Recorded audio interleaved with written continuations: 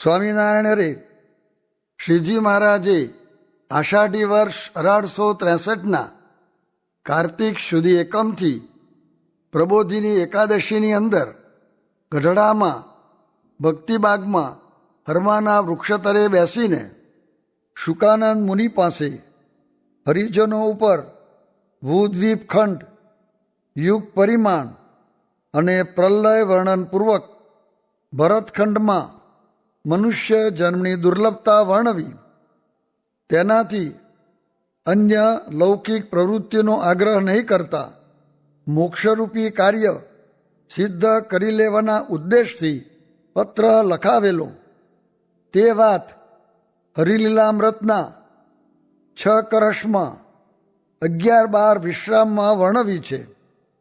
આ પત્ર તે જ અનુપૂર્વીવાળો હશે કે અન્યથા હશે તેનો વિચાર કર્યા વિના ઉપયોગનો જાણી પૃથક છપાવ્યો છે. સ્વામિનારાયણરે શ્રીમદ ભાગવદાદિ સદગ્રંથોને વિશે લખ્યું છે. જે ભરતખંડમાં મનુષ્યનો દેહ પામવો તે અતિ દુર્લભ છે, ચિંતામણી તુલ્ય છે. જે દેહને ઇન્દ્રાદિક દેવતા ઈચ્છે છે તે દેવતાને વિષય ને વૈભવ વિલાસ ને આયુષ તે તો મનુષ્યના થકી ઘણું અધિક છે, પણ ત્યાં મોક્ષનું સાધન નથી થતું. મોક્ષનું સાધન તો ભરતખંડને વિશે મનુષ્યદેહ પામ્યા થકી થાય છે, તે વિના બીજે કોઈ ઠેકાણે ને કોઈ દેહને વિશે થતું નથી. એ હેતુ માટે સર્વદેશથી મૃત્યુલોકમાં ભરતખંડને વિશે મનુષ્યનો દેહ પામવો તે અધિક છે. તેને તુલ્ય બીજું કોઈ 14 લોકમાં સ્થાનક નથી. તે 14 લોકના નામ આ મૃત્યુલોક છે, તેથી ઉર્ધ્વ 6 લોક છે. તેમાં પ્રથમ ભુવરલોક છે, તેમાં મલિન દેવ રહે છે, તેથી ઉર્ધ્વ બીજો સ્વર્ગલોક છે, જેમાં ઇન્દ્રાદિ દેવ રહે છે, તેથી ઉર્ધ્વ ત્રીજો મહરલોક છે. એમાં અર્યમાદિ પિતૃદેવ રહે છે, તેથી ઉર્ધ્વ ચોથો જનલોક છે, તેથી ઉર્ધ્વ પાંચમો તપલોક છે. એ 2 લોકમાં ભૃગવાદિ ઋષિ રહે છે, તેથી ઉર્ધ્વ છઠ્ઠો સત્યલોક છે, તેમાં બ્રહ્મા રહે છે. એ સત્યલોક સહિત 7 લોક છે.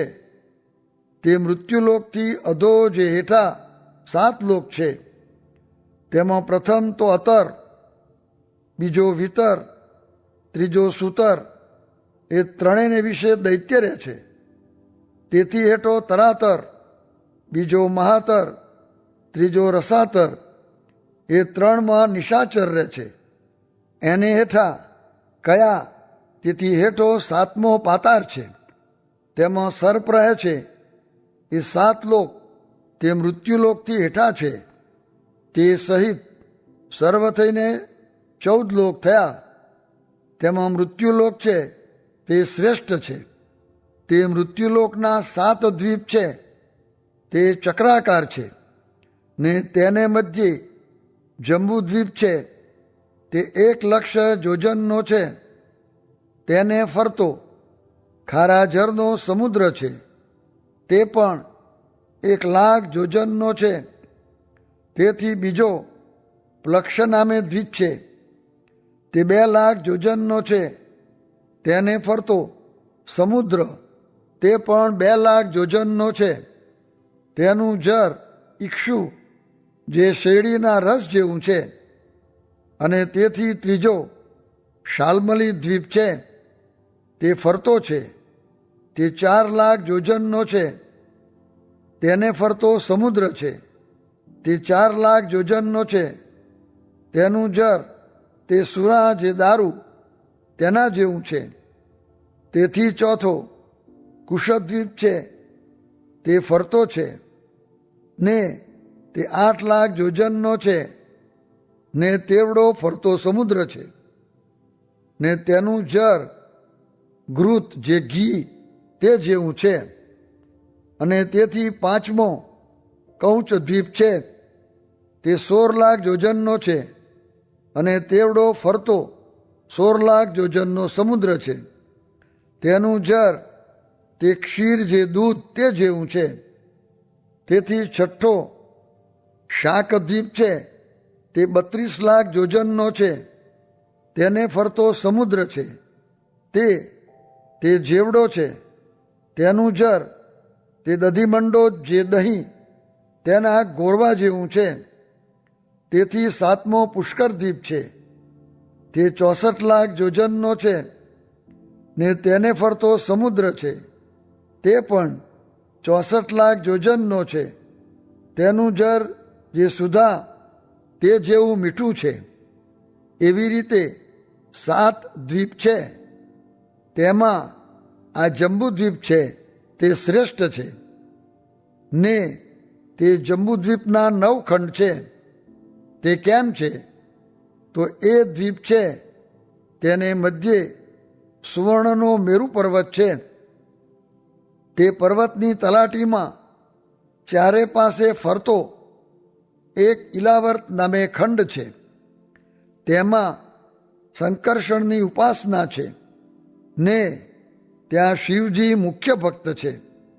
અને વળી તે મેરુથી પશ્ચિમ દિશાએ એક કેતુમાર નામે ખંડ છે, અને તેનું સુભગ એવું બીજું પણ નામ છે.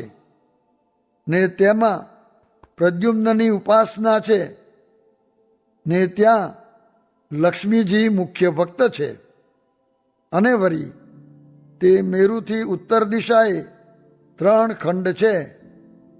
તેમાં પ્રથમ રમ્યક નામે ખંડ છે. તેમાં મત્સ્ય ભગવાનની ઉપાસના છે, અને ત્યાં સાવરણી મનુ મુખ્ય ભક્ત છે.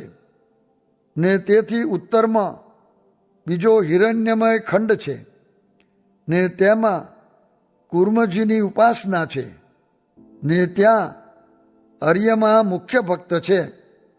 ને તેથી ઉત્તરમાં બીજો કુરુખંડ છે, ને તેમાં વરાહની ઉપાસના છે, ને ત્યાં પૃથ્વી મુખ્ય ભક્ત છે.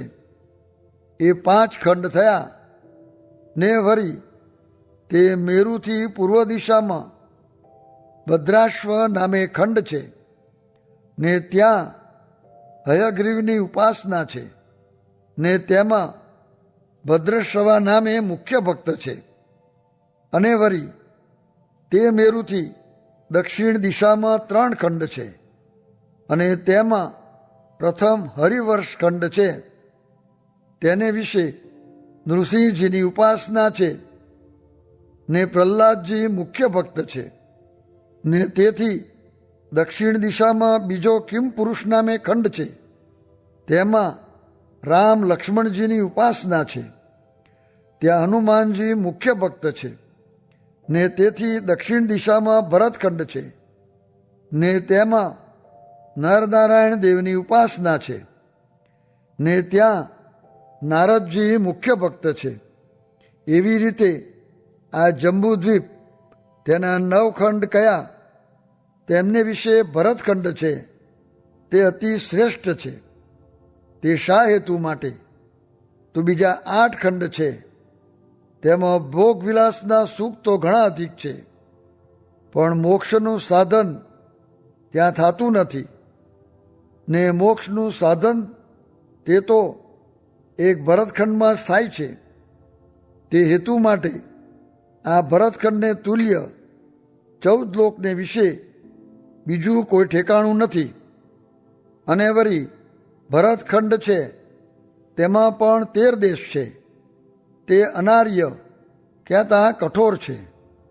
તે કહીએ છીએ, એક તો બંગાળ, બીજો નેપાળ, ત્રીજો ભૂટ, ચોથો કામાક્ષી, 5મો સિંધ, 6ઠ્ઠો કાબુલ, 7મો લાહોર, 8મો મુલતાન, 9મો ઈરાન, 10મો અસ્તંબોલ, 11મો અરબસ્તાન, 12મો સ્વાલ, 13મો પિલપિલામ, એ 13 દેશ મલિન છે.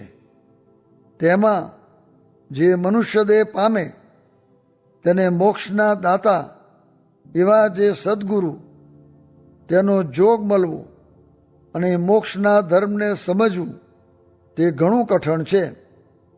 હવે બીજા 12.5 દેશ છે તે આર્ય કહેતા ઉત્તમ છે.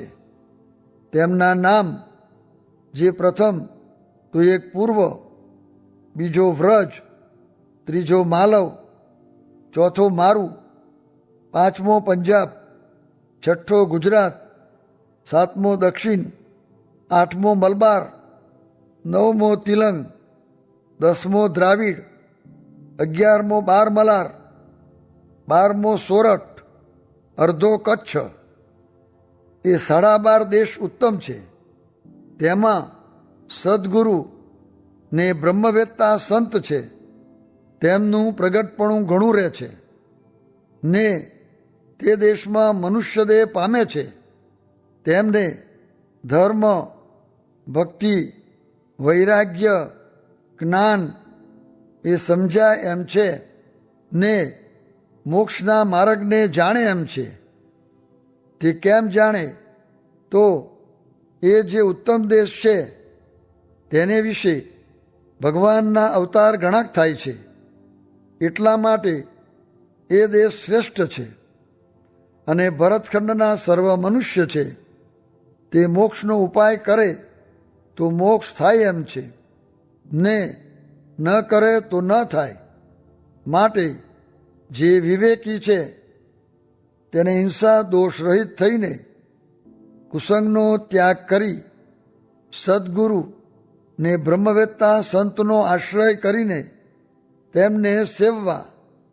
ને તે સદગુરુ ને સંત તેમના લક્ષણ સદગ્રંથને વિશે લખ્યા છે. જી ધર્મ, ભક્તિ, વૈરાગ્ય, જ્ઞાન એ આદિક શુભ ગુણ સંપન્ન હોય તેને ઓળખીને તેનો આશ્રય કરવો, ને તે કહે તેવી રીતે તેના વચનમાં પોતાના દેહ, ઇન્દ્રિયો ને અંતઃકરણ તે રાખવા, ને ભગવાનનું ભજન કરવું એ જ મોક્ષનું સાધન છે. તે જેણે ભૂતકાળે કીધું ને વર્તમાનકાળે કરે છે અને ભવિષ્યકાળે કરશે તેને અમૂલ્ય મનુષ્ય દેહનો લાભ થયો એમ જાણવું, ને તેને સમજવું ને મોટો જાણવો, અને એમ નથી સમજતો ને તુચ્છ સંસારના સુખમાં લોભાઈને કારના કોર્યા એવા જે ખોટા મતવાદી ગુરુ તેના વચન માનીને આવો મનુષ્ય દેહ અમૂલ્ય છે તેને ખુવે છે. ને તે જ ભક્તમાં તો ડાયા કહેવાતા હોય, તથા સમજુ કહેવાતા હોય, તથા મોટા કહેવાતા હોય, અને તેની જગતમાં યશકીર્તિ ઘણી હોય, તે તો સર્વ સ્વપ્નતુલ્ય છે. તેને સાચું માનીને તેમાં મોહ પામ્યા છે ને મોક્ષનો ઉપાય નથી સમજતા, તો તેને બ્રહ્મવેત્તા સાધુ ને સદગ્રંથ છે તે તેમને મૂર્ખ કહે છે, આત્મઘાતી કહે છે, ને તેમને પાછો ફરીને આવો મોક્ષ ક્ષેત્રમાં મનુષ્યનો દેહ મળવો તેનો વિલંબ તો ઘણો છે. તે સદગ્રંથને અનુસારે લખ્યું છે. જે આપણા વર્ષ 666 ને માસ 8 જાય છે ત્યારે બ્રહ્માનો એક લવ થાય છે. એવા 60 લવનું એક નિમિષ તે આપણા વર્ષ 40,000 જાય ત્યારે બ્રહ્માનું એક નિમિષ થાય. એવા 60 નિમિષનું એક પર તે આપણા વર્ષ 24 લાખ જાય ત્યારે બ્રહ્માનું એક પર થાય. એવા 60 પરની એક ઘડી તે આપણા વર્ષ 14 કરોડ 40 લાખ જાય ત્યારે બ્રહ્માની એક ઘડી થાય છે. એવી 30 ઘડીનો એક દિવસ તે આપણા વર્ષ 4 અબજ ને 32 કરોડ થાય ત્યારે બ્રહ્માનો એક દિવસ થાય છે. તે 4 જુગની એક ચોકડી, 17 લાખ ને 28,000 સત્યયુગ, 12 લાખ ને 96,000 ત્રેતાયુગ, 8 લાખ ને 64,000 દ્વાપર, 4 લાખ ને 32,000 કરીના, 43 લાખ ને 20,000 વર્ષ થાય ત્યારે એક ચોકડી થાય. એવી બ્રહ્માના એક દિવસમાં 1,000 ચોકડી જુગની થાય છે. તે બ્રહ્માના એક દિવસમાં 14 મનુ ને 14 ઇન્દ્ર તે તુલ્ય રાજ્ય કરીને નાશ પામે છે. 1 મનુ ને 1 ઇન્દ્ર આપણા વર્ષ 30 કોટી ને 85 લાખ ને 71,000 ને 428 ને તે ઉપરાંત માસ 6 ને દિવસ 25, ઘડી 42, પર 51, નિમિષ 25, લવ 42 ને ઉપરાંત 12 લવનો 14મો ભાગ, એટલું એક રહીને 14 ઇન્દ્ર થઈ જાય છે. તે બ્રહ્માના લવ નિમિષાદિક સર્વ દિવસમાં ઉપજીને નાશ થાય છે. તેનું નામ પ્રથમ નિત્ય પ્રલય કહેવાય છે. ને તે બ્રહ્માની એક રાત્રિ થાય છે ત્યારે બ્રહ્મા સૂવે છે ત્યારે સ્વર્ગ, મૃત્યુ, પાતાળ એ ત્રિલોકીનો નાશ થાય છે. તે જેવડો દિવસ છે તેવડી રાત્રિ છે. તે આપણા વર્ષ 8 અબજ ને 64 કરોડ થાય ત્યારે બ્રહ્માની અહોરાત્રિ થઈને એક દિવસ થાય છે. તે દિવસ પ્રતિ નાશ થાય છે ને દિવસાંતરે પાછું ફરે છે ને તે નાશ થાય છે. તેનું નામ બીજો નિમિત્ત પ્રલય કહેવાય છે. એ બ્રહ્માના એક દિવસની અવધિ કહી એવા 30 દિવસનો એક માસ, એવા 12 માસનું એક વર્ષ, એવા 100 વર્ષ બ્રહ્મા દેહ રાખે છે. તે બ્રહ્મા દેહ મૂકે ત્યારે એ 14 લોક સહિત બ્રહ્માંડનો નાશ થાય છે. ત્યારે પ્રકૃતિથી ઉપજ્યું કારજ તે સર્વ પ્રકૃતિમાં લય પામે છે. એ ત્રીજો પ્રાકૃત પ્રલય કહેવાય છે. ચોથો આત્યંતિક પ્રલય થાય છે ત્યારે તો અનંત કોટી બ્રહ્માંડનો નાશ થાય છે. તે દિવસ તો પ્રધાન પુરુષનું કારણ એ જે પ્રકૃતિ પુરુષ તે પોતાને વિશે અનંત બ્રહ્માંડને પ્રતિલોમ કરીને પોતે અક્ષર પુરુષના તેજમાં લીન થાય છે. તેનું નામ ચોથો આત્યંતિક પ્રલય કહેવાય છે. તે પ્રલયકારે જેમ પ્રતિલોમ થાય છે તેમ ઉત્પત્તિકારે અનુક્રમે તેથી અનુલોમ જ ઉપજે છે. એ તો 4 પ્રકારના પ્રલયનું કહ્યું, પણ ત્રીજો પ્રાકૃત પ્રલય તે બ્રહ્માની આયુષ અવધિનો કીધો.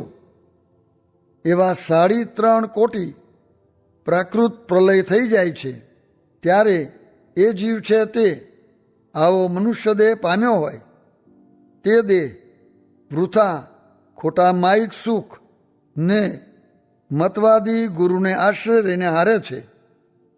તે જીવ યમયાતના ને નરકુંડના દુઃખ ને 184 જાતના જે દેહ છે તેના દુઃખ ભોગવીને તેમાં ફરીને પાછો 3.5 કોટી પ્રાકૃત પ્રલય કયા એવા થશે ત્યારે ફરીને મોક્ષ ક્ષેત્રમાં આવો મનુષ્યનો દેહ પામે છે.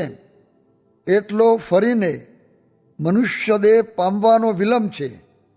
માટે હે ભાઈ, સૂજે તો આજ સમજીને મોક્ષના દાતા જે સદગુરુ ને સંત તેનો આશ્રય કરીને તેની આજ્ઞામાં પોતાનો દેહ ને ઇન્દ્રિયો ને અંતઃકરણને વર્તાવીને પોતાના આત્માનું શ્રેય કરીને ભગવાનના ધામને પહોંચો ને જો આજ એ વાત નહીં સમજો ને આવો મનુષ્ય દેહ મોક્ષના સાધનનું ધામ છે તે વૃથા હારશો તો ફરી પાછો આવો જોગ મળવાનો વિલંબ તો મોરે લખ્યો એટલો છે તે પ્રમાણે ભોગવીને તે અવધિ પૂરી થશે તે દિવસ જોગ મોક્ષ થવાનો થશે. તે દી જો વિચારશો તો થશે ને નહીં વિચારો તો તે દી પણ મોક્ષ થશે નહીં. એ સિદ્ધાંત વાર્તા છે. સમજવું હોય તે વિચારજો. ને મૂર્ખને માથે તો શ્રુતિ સ્મૃતિની આમન્યા નથી. તે તો કોઈ એ વાતને સમજશે નહીં. શ્રી રસ્તુ ઇતિ વચનામૃતમ. એવી રીતે ભૂગોળ ખગોળનું વચનામૃત જે તે થયું. પડછાયને પહોંચાય નહીં, તેમજ વિષયને તથા સાધનને પણ પહોંચાય નહીં, ને તેનો પાર આવે તેમ નથી. માટે જ્ઞાન થાય ત્યારે સુખ થાય છે. સ્વામિનારાયણ સ્વામીએ વાત કરી જે આ કીર્તનમાં કહ્યું છે એ વાત નિરંતર સંભાળી રાખવી છે. ઉધો સંત સુખી રે સંસાર મેં, राजा भी दुखिया ने रंक भी दुखिया, धनपति दुखित विकार में, विना विवेक भेक सब दुखिया, जूठा तन अहंकार में, उदो संत सुखी रे संसार में. માટે સમજણવાળાને સંત કહે છે. તે અંબરીશ, પ્રહલાદ ને જનકાદિક રાજા હતા, પણ તે સાધુ કહેવાય છે એમ સમજવું. સ્વામિનારાયણ સ્વામીએ વાત કરી છે માન અપમાનમાં પોતાને અક્ષર માનવું છે. આપણાથી કોઈ મોટો નથી, માટે કેની પાસે માન અપમાન માનવું. સ્વામિનારાયણ સ્વામીએ વાત કરી છે મૂંઝવણ ટાળ્યાનો ઉપાય છે. કાળની ગતિ જાણવી, જન્મ મૃત્યુનું દુઃખ વિચારવું, ભગવાનનો મહિમા વિચારવો. વળી આપણું કોઈ નથી ને આપણે કોઈના નથી. વળી આત્મા તો ત્રણ દેહથી વિલક્ષણ છે એમ જ્ઞાનીને તો અનંત લોચન છે. ને મૂંઝવણ ટાળ્યાના પણ અનેક ઉપાય છે, ને મૂંઝવણ અનેક પ્રકારની છે. સ્વામિનારાયણ હરે સ્વામીએ વાત કરી છે શાંતને વિશે કામ ને અભિમાન રહે છે, અને આકડાને વિશે માન રહે છે. સ્વામિનારાયણ હરે સ્વામીએ વાત કરી છે નિજાત્માનમ બ્રહ્મરૂપમ. એ શ્લોક લખ્યો છે તે પ્રમાણે મહારાજ આપણને કરાવશે. ને પુષ્પના હાર છે તે સર્પ છે, ને સ્ત્રી છે તે રાક્ષસી છે. એ રસ્તે હવે ચાલ્યા છીએ તે મહારાજ કરાવશે. સ્વામિનારાયણ હરે સ્વામીએ વાત કરી છે હાથી ઉપર અંબાડી હોય પણ ગધેડા ઉપર અંબાડી ન હોય, તેમ જીવ છે તે હાથીને ઠેકાણે છે, ને દેહ તો ગધેડાને ઠેકાણે છે. માટે તેમાં માલ ન માનવો. સ્વામિનારાયણ હરે સ્વામીએ વાત કરી છે સતયુગ, દ્વાપર, ત્રેતા ને કળી એ 4 યુગની એક ચોકડી. એવી 71 ચોકડી એક ઇન્દ્ર રાજ કરે. એવા 14 ઇન્દ્ર પડે ત્યારે એક દિવસ વૈરાટ નારાયણનો થાય. તેવા 30 દિવસનો એક માસ, ને એવા 12 માસનું એક વરસ. એવા 100 વરસ થાય ત્યારે તે વૈરાટ નારાયણ પડે. ત્યારે કહો તેની આગળ આપણી શું આયુષ્ય? એટલા સારું જીવ શું મારું મારું કરતા હશે? માટે કાંઈ છે જ નહીં. માટે થોડાકમાં કામ સાધી લેવું, ને એવું મંડવું કે અર્થમ સાધયામી વા દેહમ પાતયામી. સ્વામિનારાયણ હરે સ્વામીએ વાત કરી છે વારંવાર અંતરદૃષ્ટિ કરવી છે. આ તે હું શું કરવા આવ્યો છું ને શું થાય છે. દેહ ઉન્મત્ત છે, ઇન્દ્રિયો ઉન્મત્ત છે. તે સારું પ્રથમ ભક્તિ કરવી. કેમ જે મહારાજ ભક્તિવાળા ઉપર બહુ રાજી થતા ને થાળ આપતા. અને ભક્તિએ કરીને, વ્રત ઉપવાસે કરીને, તપે કરીને નિર્દય થકો ઇન્દ્રિયોને ને દેહને દંડ દેવો ત્યારે ભગવાન ભજવા દે છે, ને ભગવાન રાજી થાય છે. ને પ્રકૃતિ પુરુષ સુધી પંચ વિષયરૂપી હોળી લાગી છે તે કૂટે છે. મહારાજ કહે પંચ વિષયરૂપી પાતાળ ફાટ્યા છે તે પાણીએ ભરવા માંડે પણ ભરાય નહીં. વૈરી ઘર માહી તેરે જાનત સનેહી મેરે. તે માટે માયિક ધૂળ જેવા પંચ વિષય તેનો ત્યાગ કરી દેવો ને આને આ દેહે ખોટા કરી નાખવા ને મળવત કરીને સર્વેને નાશવંત ને તુચ્છ જાણવા. એવી રીતે દેહ, લોક, ભોગ, દેવતાના લોક એ સર્વેનો નિષેધ કરવો તેણે કરીને વૈરાગને પમાય છે ને તેને પામીને અંતરદ્રષ્ટિ કરવી. આ લોકમાં શો માલ છે ને આ વાડી લીધી છે તે શું? પાણાને કાંટા છે, અમને તો કાંઈ માલ જણાણો નહીં, પણ આ બજારના કાંટા કરતાં એ સારા છે. અને શેર સેવે કરીને પણ બહુ જ બુદ્ધિ ભ્રષ્ટ થઈ જાય છે ને શેર કરતાં ગામડું સારું. કેમ જે ગામડામાં એકવાર હોળી અને શહેરમાં 12 માસ હોળી ને 12 માસ દિવાળી ને ગામડામાં વિવાહ હોય ત્યારે વિવાહ ને શહેરમાં 12 માસ વિવાહ, પણ એમાં કાંઈ માલ નથી. સ્વામિનારાયણ હરે. સ્વામીએ વાત કરી છે આ જીવ તો ઘરમાં, કુટુંબમાં, લોકમાં, ભોગમાં ને દેહમાં ગીરના આંધળાની પેઠે વળગ્યો છે, પણ અંતે રહેવું નથી, એ મૂકીને ચાલ્યું જવાશે.